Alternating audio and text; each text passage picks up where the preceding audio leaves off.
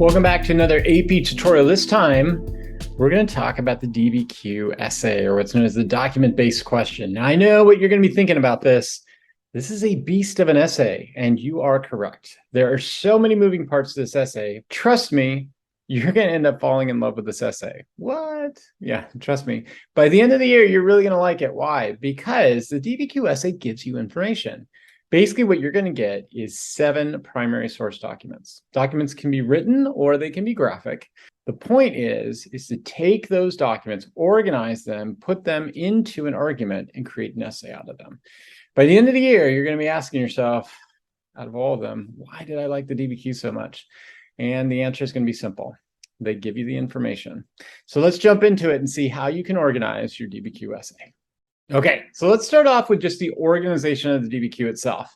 And you might be thinking right now, oh no, I've got to learn a whole new essay, right? You can do it! Not exactly. You actually already have this down. You're like, how is that possible? Okay, you got this. Trust me. Here's how I know. You're going to start off with what you already know. That is the introduction paragraph. Now, you're used to this in your English class, but we've also done it in history as well. In your introductory paragraph, you're going to start with contextualization. Remember, that's that backstory or the origin story of where you're coming from. You're going to talk about 3 big issues that lead into your thesis. And that's the next part that you want to provide in your introduction. You're going to provide a thesis. Now, later on this year, we'll talk about how to do a counter thesis, but for now, let's just keep it at the thesis argument. You know how to do this. A thesis includes a claim, historical reason, and significance. No difference there, right? Okay, now let's get into the body paragraphs. Now you might be thinking again, gotta learn a whole new structure, right? Not exactly. Here's what the body paragraph looked like when we did the essay before. Okay, now let's take a look at the body paragraph for the DBQ. Now you might be saying, wait a second, I don't notice much of a difference. But look at it a little bit more carefully. There is a difference, but not that much. So we start with a topic sentence, right? That's similar. Next up, we get, instead of concrete details, the CD, we're going to get a document. We take a document, we summarize or paraphrase it, do not quote it, and then we state why it's important. What's the significance? How does it connect up back to the topic sentence? Now, here's where the difference and uniqueness is. The next thing we want to do is analyze the document. So now you're going to use happy tones analysis, and you just use one of them. You could use historical context, audience, or you could use point of view or purpose. That's it. That's all you have to do. Now, you're going to want to do multiple documents in a body paragraph. So think of it as blocks. How many blocks do you have to do? Well, by the end of the essay, you have to cover all the documents. So I would suggest about 2 to 3 documents per body paragraph is a good idea. You're going to finish the body paragraph with a historical detail from the time period that influenced the documents. That's it. That's all you have to do. Now, you are going to have to do about 3 body paragraphs. So in the end, we're going to have introduction, 3 body paragraphs with the structure you're already familiar with, just doing it with documents.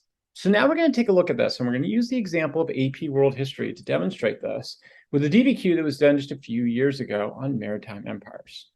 So here's what the question was. The prompt that year was evaluate the extent to which the Portuguese transformed maritime trade in the Indian Ocean in the 16th century. So here's a possible introduction. For the context, the connection to the Yuan dynasty, the development of European technologies, and the centralization of European empires like Spain. Here's your thesis. European maritime empires used new navigational technologies to create sea-based trade around Africa and out into new port cities and trading centers in the Indian Ocean. This led to the displacement of Hindu and Muslim merchants in other kingdoms. Okay, now let's jump into your body paragraph and take a look at how that's going to look. Now, we're not going to do all the documents, we're just going to do one. But remember, this is the model of how you want to be able to do this. So let's get going. Topic sentence. Portuguese expansion into the Indian Ocean led to economic losses by local Hindu and Muslim kingdoms. So here's the document we're going to use. We're going to use document 4. Now, document 4 on its face value is just talking, it's this Muslim leader who's talking about how the Portuguese are coming in and doing all this bad stuff in the area, right? Here's how we're going to use that document. Al-Kahar argues that the Portuguese often attacked and killed local Muslim merchants. This led to the loss of Muslim access to markets in exchange of goods. Notice what we did there. We described the document, and then we said how it connected back to our topic sentence, just in 2 sentences. Here's my happy tones analysis. Al-Kahar is a Muslim leader. He was appealing to the Ottoman Empire for support in stopping the Portuguese expansion to the region. It's a point of view analysis. Now, we would do this throughout the body paragraph, and we would include about 2 to 3 blocks of documents, but then we want to finish with an outside detail. Here it is. The Portuguese introduced cannons in the ocean, leading to greater violence and more fears by Muslim traders. Okay, guys, so here's our wrap up of this. And there are 3 big takeaways I want you guys to think about this. The first one that I want you to think of that's so important is this. The DBQ gives you information. So that's the good news about this in comparison to other essays. I know there's a lot of moving parts, but it actually makes it a lot easier for you. Okay, next up, it's really important. We want to add in that happy analysis. Remember, for our documents, we're just choosing one of the tools. It could be the same tool throughout the whole essay or different tools in happy analysis. Either way is fine. Last off, so important, don't get mystified by the DBQ. People are like, oh my gosh, documents, what are those? Documents are just pieces of evidence. That's all you're doing. You're just summarizing them and then stating how they support your argument. That's your DBQ. The DBQ is just introduction, contextualization, and thesis. 3 body paragraphs with a topic sentence in each one, about 2 to 3 documents where you're summarizing, stating why they're significant, using happy tones analysis, and at the very end, adding in a historical example. That's all you got to do. You're going to do great on that DBQ. Okay, see you in class.